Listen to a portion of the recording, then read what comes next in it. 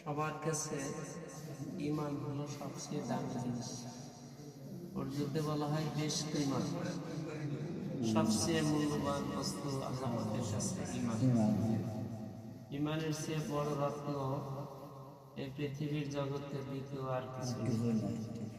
কারণ ঈমানদার থাকবে সেই আল্লাহ পাকের নেয়ামতের ভিতরে ডুবে থাকবে, পারলৌকিক জীবনে এবং ইহলৌকিক জীবনে।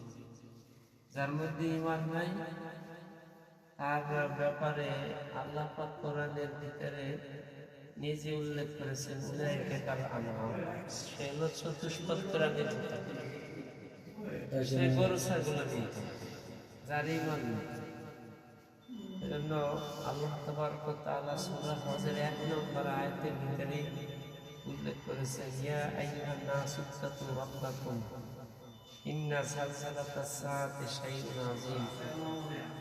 এখানে ঈমানের কথা বলে নাই, কিন্তু মানব জাতির কথা বলছে। ইয়া আইয়ুহান নাস, হে মানব জাতি, হে মানুষের মধ্যে ঈমানদারও আছে, বেঈমানদার যারা তারাও আছে। মানুষের ভিতরে আছে না?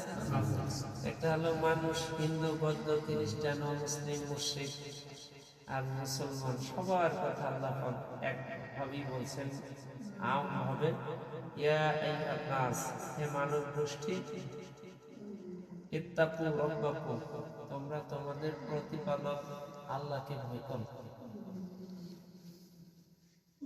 কেন ভয় করব? কেন আল্লাহকে ভয় করব? কেন আল্লাহ পাকের বিধান আমাকে মানতে হবে? কেন আমি আল্লাহ পাকের অনুকরণ করব? এ কথাটার ব্যাখ্যাও আল্লাহ পাক সংক্ষেপে স্বল্প পরিসরে দিয়েছেন। ইন্না যালযালাতাস সাআতি শাইউন আযীম, নিশ্চয় কিয়ামতের ঝালঝালা, ঝালঝালা মানে কম্পন, কিয়ামতের ঝালঝালা শাইউন আযীম, বিরাট ভয়ঙ্কর, অত্যন্ত মর্মান্তিক, মারাত্মক, হৃদয় বিদারক অবস্থা। সেই হৃদয় বিদারক অবস্থাটা আবার কেমন, এইটারও কিছু নমুনা, এর কিছু আলামত, এর কিছু ধরন আল্লাহ পাক সামনের আয়াতের ভিতরে বলছেন। ইয়াউমা তাযহালু কুল্লু মুরদিআতিন আম্মা আরদাআত ওয়া তাদাউ কুল্লু যাতি হামলিন হামলাহা ওয়া তারান নাসা সুকারা ওয়া মা হুম বিসুকারা ওয়ালাকিন্না আযাবাল্লাহি শাদীদ। এই আয়াতের ভিতরে আবার বলছে যে সেই দিনটা যে বড় ভয়ঙ্কর হবে, সেই ভয়ঙ্করের কিছু নমুনা, তাৎপর্য আল্লাহ দ্বিতীয় আয়াতের ভিতরে বলছে। ইয়াউমা তাযহালু কুল্লু মুরদিআতিন আম্মা আরদাআত, সেই ভয়ঙ্কর দিন তার কলিজার টুকরা সন্তান বা দুগ্ধপোষ্য শিশু নবজাতক তাকে সেদিন রেখে দিবে। ভয়ে মা তার কোলে তাকে রাখতে পারবে না, ভয়ে। ইয়াউমা তাযহালু কুল্লু মুরদিআতিন, মুরদিআ মানে দুগ্ধপোষ্য সন্তান, রেখে দিবে। এবং যারা গর্ভধারিণী নারী আছে তাদের গর্ভপাত খসে পড়ে। কিয়ামতের ভয়ঙ্কর এক অবস্থা হবে। আর মানুষ তখন চারিদিকে দৌড়াইতে শুরু করবে। সুকারা শব্দ আছে, সুকারা মানে মাতাল, যাদের ব্রেন বিকৃত হয়ে গেছে, পাগল হয়ে গেছে। মাতাল, তার ব্যালেন্স ঠিক থাকে, চারিদিক ছোটাছুটি করে, পাগল। আপনাদের সবাই পরিচিত ফাতে পাগল, কোন সেন্স তার ভিতরে কাজ করতো না, তার কোনো স্মৃতি শক্তি ছিল না।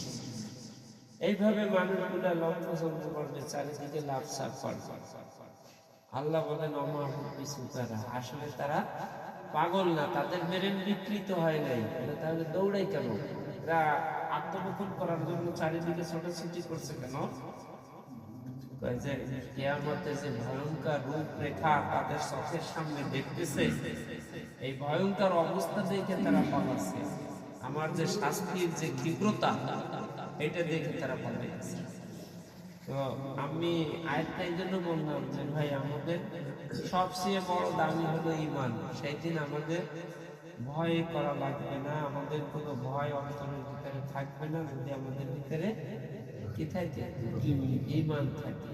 ঈমান যদি থাকে, অন্য জায়গায় এসে তাহলে বিজয়ের মালা আমাদের গলায় আল্লাহ পরাই দেবে।